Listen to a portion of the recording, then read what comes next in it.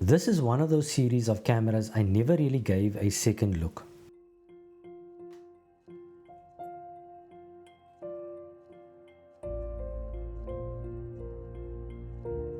Not because I dismissed it, but mostly because of the size and the specs of the previous generation.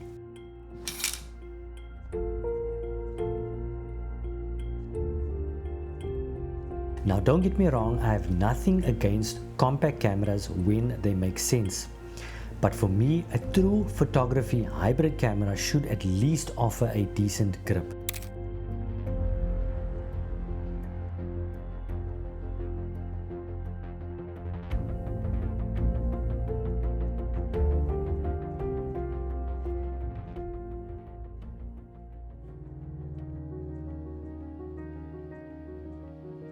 Now for the last 1 or 2 years, I've been shooting exclusively on older XT bodies.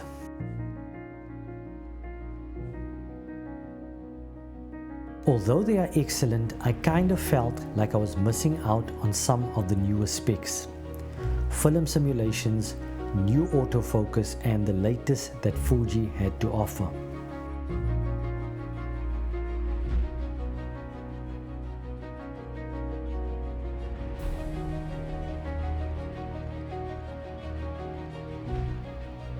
However, if I had to consider one, it had to be considerably cheaper than their flagships.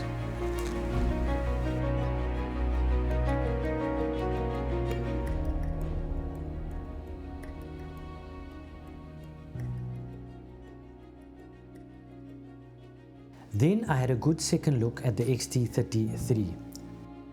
The only letdowns for me on paper was the tilt screen, the smaller battery, the ergonomics, the 2.5mm mic jack, the lack of a headphone jack, and possibly some overheating issues.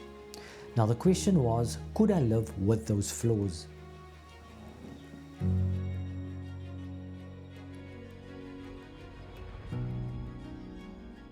The X-T30 Mark III, so which means I'm going to have to deal with its flaws. Now comparing this to similar offerings in the Fuji line, it was basically between the X-M5 and the X-T30 Mark III. Now I have tried out the X-M5 before and I quite like the output of the X-M5. Now the X-T30 III, internally I would say identical in terms of photo and video specs. Your major difference between the two is your flip-up screen on the X-T30 III and your viewfinder, whereas in the X-M5 has your flip out screen with no viewfinder. And then obviously one of the bigger differences as well is your port placement on the X-T30 Mark III versus the X-M5. The X-T30 Mark III does not have a dedicated headphone port, although a USB-C cable is supplied to convert it to your headphone jack. Your mic input on the X-T30 is 2.5mm jack, so which means you need to get a converter as well. So that is the major differences between the X-T30 and the X-M5. But after years of shooting outside in our South African sunny conditions, I've come to appreciate a viewfinder more than a flippy screen, and that was the major determining factor between the X-T30 Mark III and the X-M5. So that is my first look on the X-T30 Mark III. Now a detailed review will be coming up in the future after putting it through its paces in the field. If there's any questions or comments, drop them down below. If not subscribing, hit the like button. Thanks for watching guys. Peace out till the next one.